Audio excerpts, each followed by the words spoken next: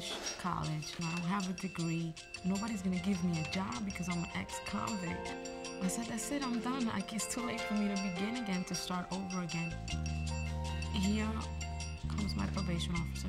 I told her, listen, I'm having a hard time getting a job, school, financial aid. I have to wait a certain amount of time before I qualify for anything.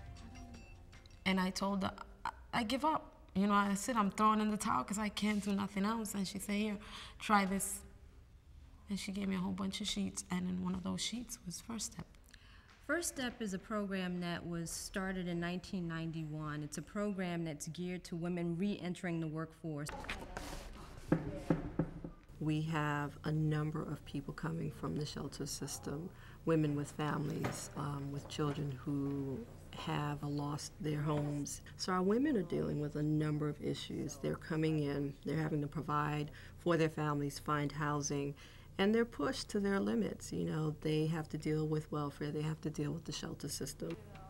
Currently, New York City has the highest unemployment rate in the country, and that was made even worse after September 11. So job opportunities have basically slowed to a trickle. And I think that's what makes First Step even more important to the women that are coming in for the services. There is a need for job skills, there's a need for training, there's a need for computer skills. It's a 16-week program, 2 components. Phase 1 consists of, I would say, it's dealing more with self-esteem issues, them getting to know themselves. What about you, Jeannette? I put, I am Jeannette. Strong, determined, assertive, and you know my email address, the tattoo I want to get, I put reborn. All right, all right. Yeah. That's great. So, that's Jeannette, starting all over again, and I love who I am at this moment and who I plan to be for the rest of my living days. God help me. Yes, oh, yes. That is wonderful. All right. I love that.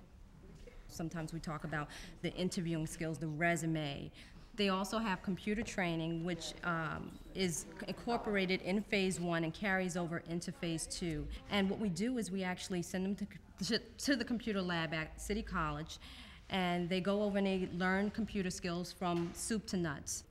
We set the women up with their own email account, so they have their own email, and they do have their own voicemail, because a lot of women do not have phones.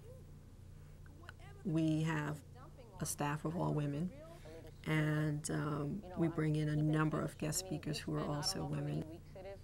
A number of our ladies come from domestic violence shelters or are currently dealing with domestic violence situations. So coming to First Step for them is almost an escape.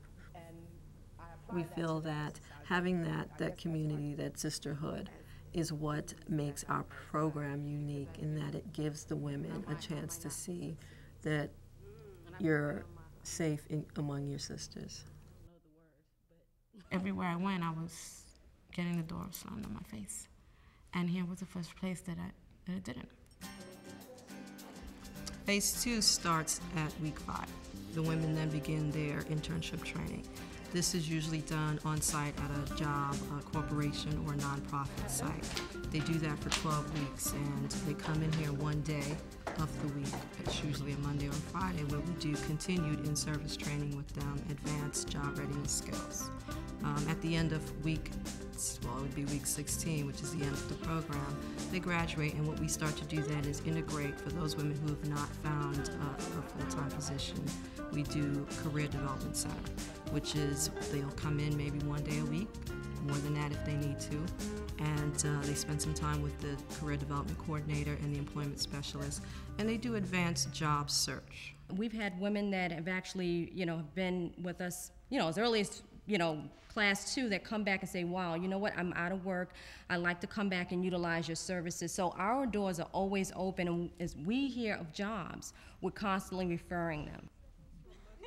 A lot of these women have come from different spaces, and they feel like, you know what, I could never see myself over there. We have an advisory board that's very involved. We also have business lunches. We're developing a coaching group. All of these different components to help the women see that over there is possible. We run a mentoring program, and these mentors are women who come from all different organizations who are of all ages and backgrounds. And they form bonds and relationships with our ladies. Some of these relationships have gone on for years now. Many of us just take for granted the network we have. If you have a problem at work, you have somebody that you can call. It's not your mother or your sister, it's somebody else, usually a business professional person whom you have a relationship with, and you can say, oh my God, what should I do about this? These women don't have that.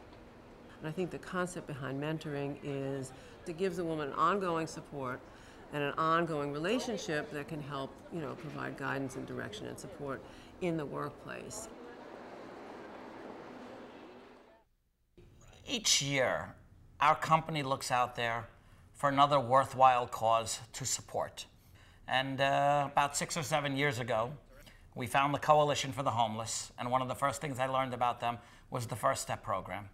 And I thought, what a fabulous idea. We've had I'd say now about 7 or 8 interns go through our office, and Jeannette was one of the special ones.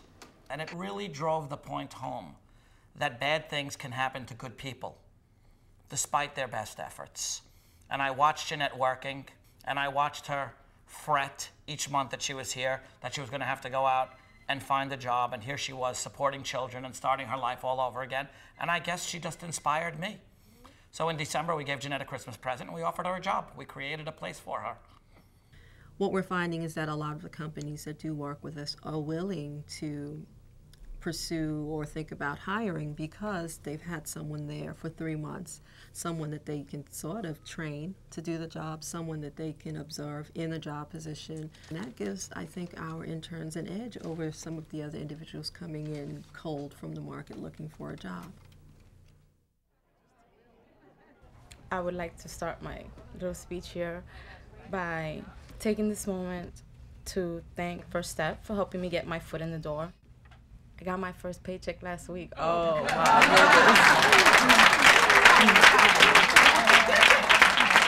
I was excited about that, and I just thank First Step, and most of all, I thank myself, because I did.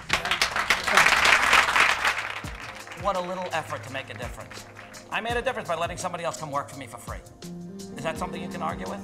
When I've got a First Step graduate in my office, people know that if they stop and train this person, that they are making a difference in somebody else's life. I see First Step as the light at the end of the tunnel. We provide that hope. We help boost esteem. We help give that extra bit of motivation that someone will need to say, okay, it's not all hopeless. I feel great because I was like back there, and now I actually have a job today, and for me it's good because I didn't see that.